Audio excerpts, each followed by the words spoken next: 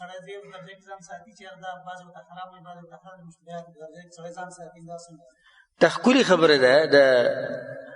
محترم ورور وایي چې که یو سړی د بیع بالتقسیط نظام په دې ساتي چې بعض علما ورته حرام وایي سود ورته وایي بعض ورته نه بلکې غالبا ورته جایز وایي نو زه دې ځان ساتمه په دې چې را بعض ورته سود وایي نو ښکلې خبره ده خو موږ دا وایو چې لازم نه دي دې شوګي ځکه چې نن سبا په امت کې ډېر خلکو ته د دې قسم معاملاتو ضرورت دی یو سړی غریب دی ځان له کاروبار رواني ګاډی ایلي بل څه شی ایلي او ته ضرورت راشي نو موږ وایو چې جمهور العلما فتوا هغه دا چې جایز ده او ما په خپل دلایلو بیان کړو او زما په زړه ښه مطمئن دی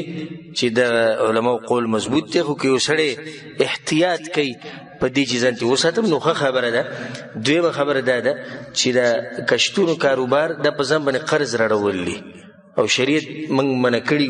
وي بغیر ضرورت په ځان باندې قرضې مه راړوئ ځکه چې ژوند به دې څه شي ژوند به دې تنګ شي والله اعلم